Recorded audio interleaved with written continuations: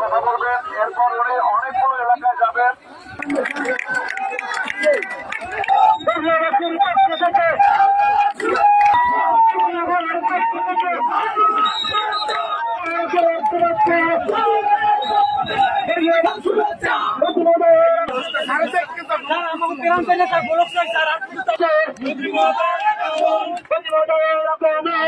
আপনারা নদী ভাঙন আপনাদের এলাকা যদি রক্ষা করতে চান, আপনাদের যদি ঘর বাড়ি রক্ষা করতে চান, আপনারা সরকারের দিকে তাকায় থাকেন। সরকারের একার পক্ষে বাংলাদেশের সব জায়গায় এই নদী ভাঙন রক্ষা করা কি সম্ভব? আপনারা বলেন, এর আগে কোন মন্ত্রী আপনার এলাকায় আসছিল? আমি তো প্রথম মন্ত্রী, আমি আসতাম কেমনি?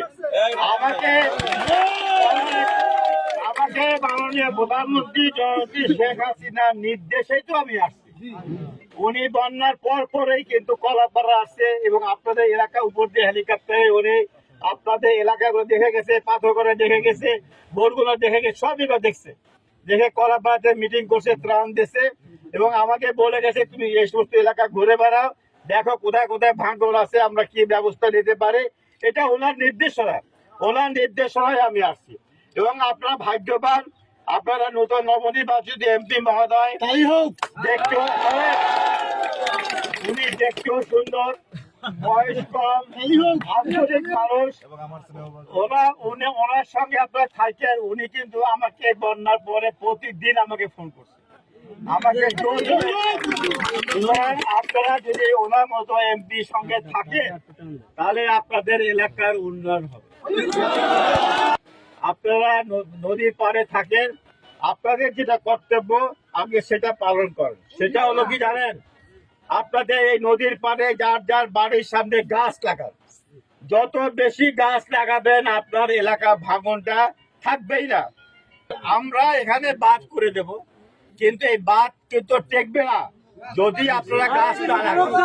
আপনারা বললাম তো আপনাদেরকে আমরা এখানে স্থায়ী প্রতিরক্ষা বাঁধের ব্যবস্থা করব, কিন্তু এটা করতে হলে সময় সাপেক্ষ ব্যাপার। এটা করতে 1-2 বছর সময় লাগবে, কারণ এটা একটা সমীক্ষা করতে হবে। সমীক্ষা না করে তড়িঘড়ি করে যে আমরা এখানে স্থায়ী প্রতিরক্ষা বাঁধ করে এই বাঁধ থাকবে না, তখন আপনারা বলবেন যে পানি উন্নয়ন বোর্ডের ইঞ্জিনিয়াররা ঠিকাদারের সঙ্গে যোগ সাজস করে কাজ ভালো করে নাই, এই বাঁধ ভেঙে গেছে। বুঝতে পারছেন? এই প্রতিরক্ষা বাঁধ করতে হলে এটা সমীক্ষা করতে হবে। সমীক্ষা করতে সময় লাগে।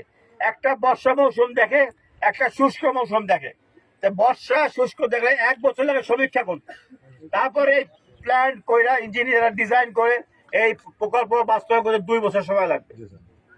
কিন্তু এই জন্য আমি বলি, আমরা এখন যেগুলো যা ক্ষতিগ্রস্ত হয়েছে সেগুলো আমরা মোটামুটি এখন জিও ব্যাগ দিয়ে আমরা ঠিক করে দেব, যে পর্যন্ত প্রকল্প স্থায়ী প্রতিরক্ষা বাঁধের প্রকল্প পাস না হয়।